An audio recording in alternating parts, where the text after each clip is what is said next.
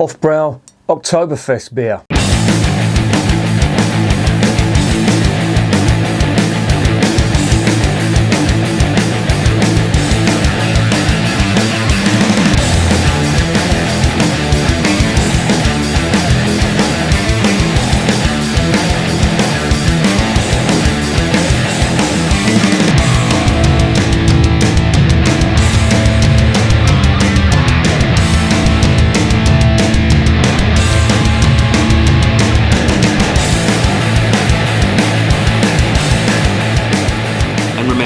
Life is too short to be drinking shitty beer.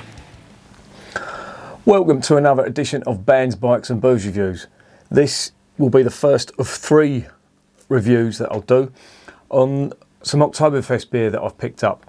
Now this is the Hofbräu Oktoberfest beer. This is the strongest one out of all of the original 6 breweries from the Munich region which do beer for the Oktober Festival. I've mentioned it in other videos as well.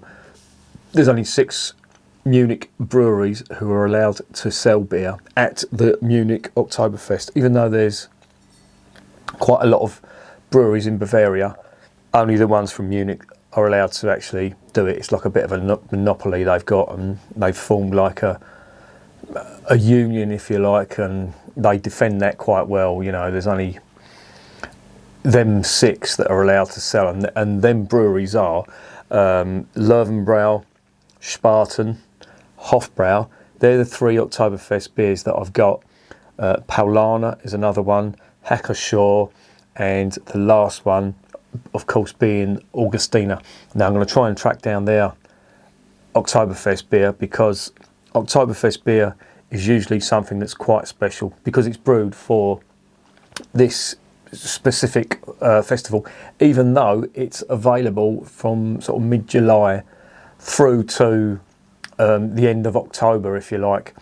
But there's a lot of history and tradition that surrounds the Oktoberfest, which I'm just going to go into in a little bit of detail. I could do a whole video on the Oktoberfest, the history, the traditions, etc. So I'm just going to quickly skim over it. As I mentioned, it's the 6 main breweries in Munich, or the only 6 top breweries in Munich that are allowed to sell their beer and produce beer for the Munich Oktoberfest. Now, of course, the Munich Oktoberfest is the biggest Oktoberfest in Germany, possibly in the world. It's the biggest one in Germany. There are other celebrations of the Oktoberfest in and around Germany, but they're basically mimicking what's going on in Munich. Munich is the epicenter and the originator, and it goes back to 1810, and it was basically a celebration of I think it's Ludwig of Bavaria. It was the wedding, and it was a celebration of his wedding, etc. Now it's sort of more of a folk festival. Colloquially it's called the Wiesen, which translates to that's a nickname for the fairgrounds, but the literal translation of Wiesen is meadows. But but this is what's being celebrated, and they usually only have 2 types of beer. The Marzen was the old style beer that you would get traditionally at the Oktoberfest. Now, again, I don't want to go into too much detail because, as I say, I could do a whole video of it, but it was basically they were using up the old stocks of beer. So what they would do is they would brew the stuff in winter. There was a ban on producing beer in the summer because you couldn't really do it properly because of the warm weather. You know, when you're cold storing or lagering these beers, you need somewhere really cold, and of course the weather needs to be cold as well. Of course that doesn't apply now because you've got refrigeration, so it's done all year round. But this is celebrating that tradition. And Marzen was the style of beer that was sold, and that was a darker beer. It was a little bit stronger. It was quite dark actually. It was amber in colour. But now they do something called Festbier. Now Festbier is a term that's used quite a lot, even by brewers outside of Germany, outside of Bavaria. I know Schneiderweiss do, I think it's Tap 4, their Weissbier is called a Festbier. That is absolutely amazing stuff. It's one of the best Weissbiers I have tasted certainly one of Schneiderweiss's best ones, and of course Schneiderweiss are all their beers are amazing, but that is a particularly standout one for me. But you get other, you know, Fest beers as well. I think, have I got it here? No, I haven't.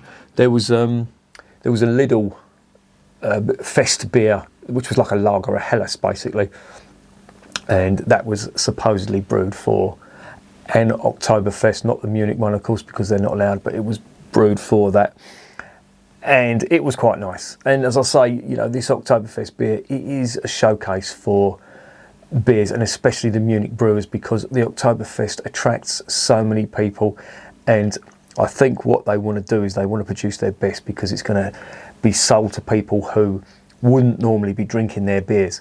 And unfortunately this year, 2020, because of COVID and all that, there is no Oktoberfest, which is really going to hit these brewers, I wouldn't say really hard, but obviously they're not going to sell as much, but they're still producing the stuff. I wasn't sure whether they were going to still produce it or not, but they are. And I have got the Hofbräu one. So listen, I'm just going to stop gassing. Watch my next 3 videos. I'll put them up in sequence of the Löwenbräu, the Spartan and the Hofbräu. I'll cover the Oktoberfest a little bit more in detail in each one. So just watch all 3 of them, yeah?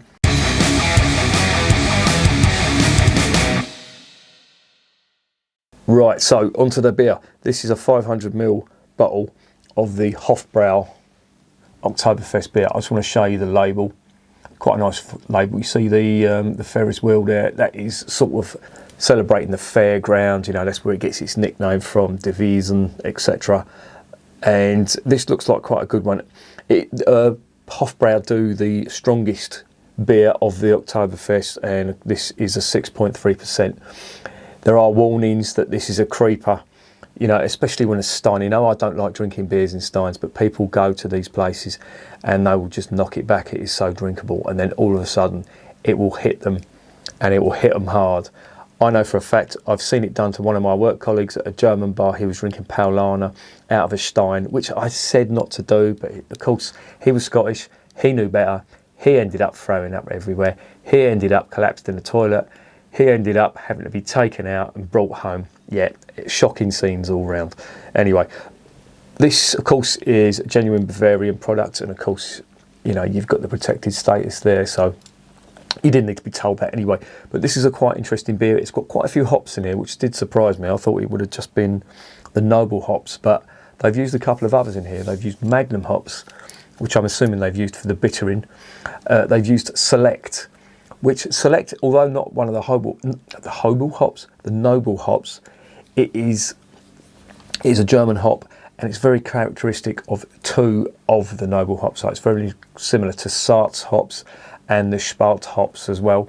And it's spicy and it's floral, and it's got that lovely light bitterness that you get from a lot of good Pilsners.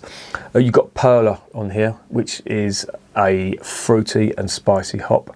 And then you've got another German hop, again not a noble hop, which does surprise me, but it's the Hercules hop, but it has got the characteristics of a noble hop. It's got peppery, it's spicy, but there's also, some people say you get pine and a bit of orange on there, so I imagine that's quite subtle. It all depends on the temperatures that you boil it.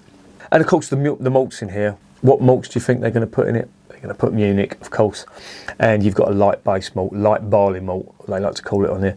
So the ingredients, or the brew sheet on this, looks fantastic. Let's get it open and let's see what's going on.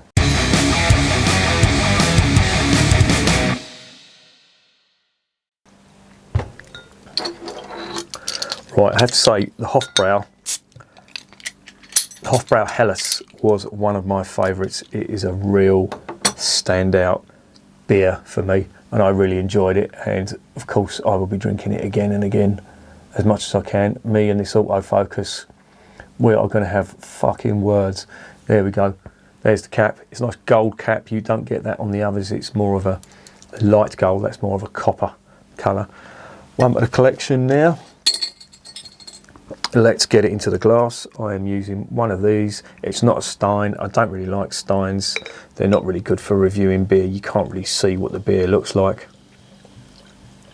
But There you go. Now I can smell that from here.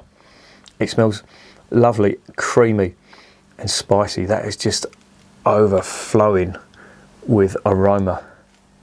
Oh, fucking hell, that is lovely. There's a lot of carbonation in that, and that's pushing out the aroma.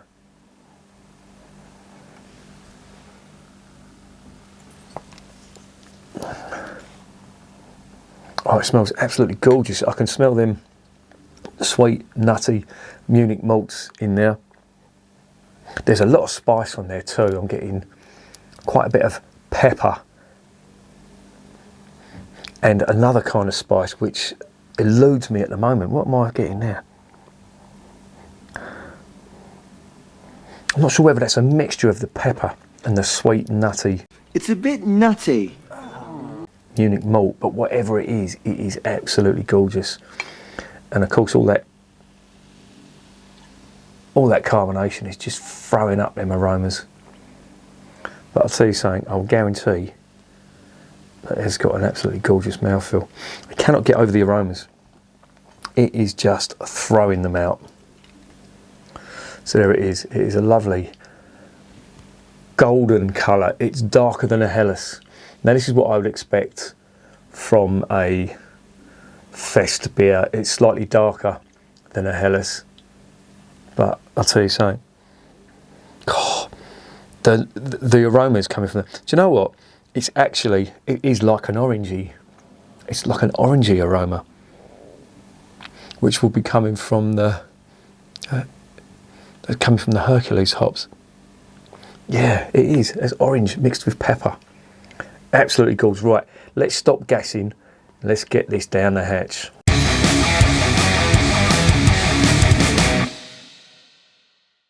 Zum Wohl.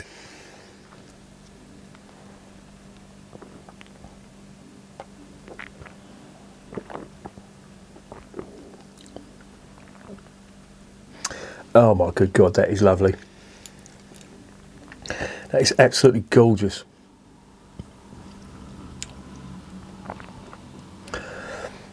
Wow. Everything is coming through in that. I'm getting the lovely sweet and nutty Munich malt. But the hops in this as well are really coming through. I'm getting the big, spicy, peppery flavours that you would expect from them hops. But there is a Moorish sweetness on that, like sweet bread on the arse end of it.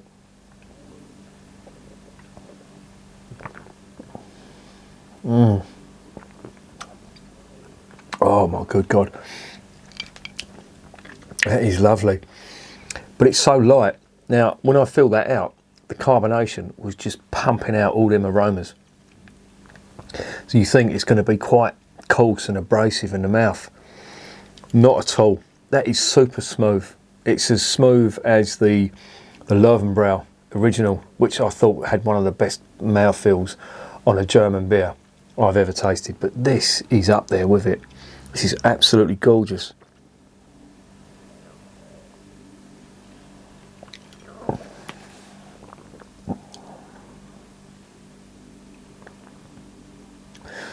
Leaves a long finish on it as well.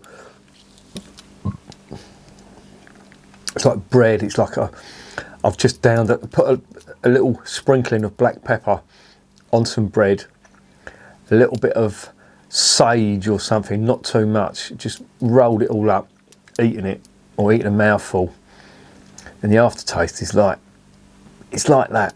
You're getting a mix of both, and it's absolutely gorgeous. And it's repeating on me as well.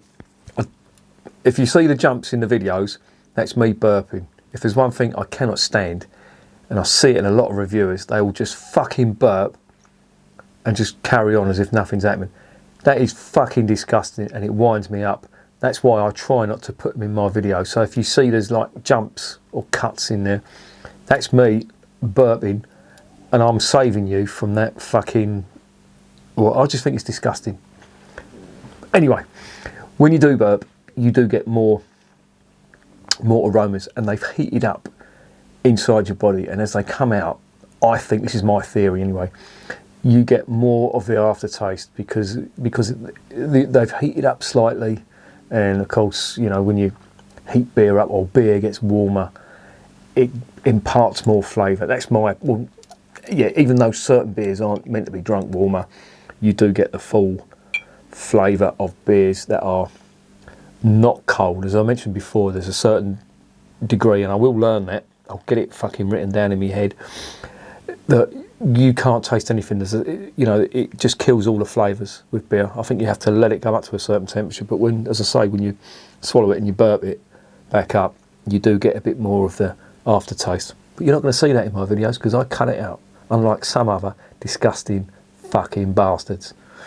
Anyway.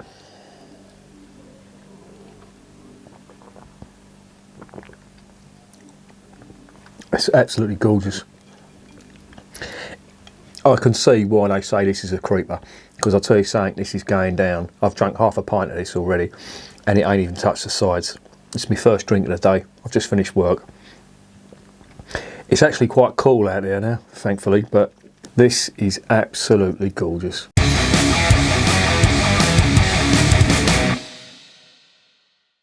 So what's the verdict on this? It's amazing, honestly. It really is a fantastic beer. Now, I like what they do anyway, but fuck me, they've pulled out all the stops with this one. You wouldn't expect anything less because they do fantastic beer. I was slightly disappointed in the wheat beer that they did, but this stuff is absolutely amazing. It's got everything you'd expect from a decent German lager, but it's like the flavour is just, it's just magnified tenfold in it. The lovely malt. Quite surprised with the hop selection on this, with no noble hops. I would have expected Hallertauer or something in there, or even the you know, the Saaz or the Spalt hops. But I think they did the right thing with the select, because that's a sort of a combination of the two. But I have to say, this is absolutely amazing. Of course, it's going to be a 10 out of 10, and it's maybe just me, but I think Oktoberfest is the best beer that these breweries produce. Now, as I say, I've got three. I've got the Hofbräu, I've got the Löwenbräu, and I've got the Spaten. I'm going to try and track down the Augustiner, the Hackeshaw, and the Paulaner. And once I get them, I'll try and stick them up together. But this is a very, very high benchmark. Now, I'm reviewing the other two. I'm reviewing Spaten and I'm reviewing Löwenbräu. Now they've got to try and match this. The cynic in me says they won't, but the optimist says they will. But this is going to take some beating. That is absolutely amazing. It's a fucking 10 out of 10 all day long. If I could give it 11, I would. Superb. Get some. Beers of Europe are doing the three of them. That's where I got mine. I think the three of them cost me 11 quid, and that was including the postage as well. I don't care. I will pay for decent beer. I do not care. Look at me with gay abandon when it comes to spending money, eh? No, but it's one of the things where I knew I was going to get a good beer, and that is amazing stuff. You really have to try this stuff. Even if you can't get hold of this, just try their Helles. It is absolutely amazing. Well done, Hofbräu. Didn't let me down. And remember, beer is working class champagne.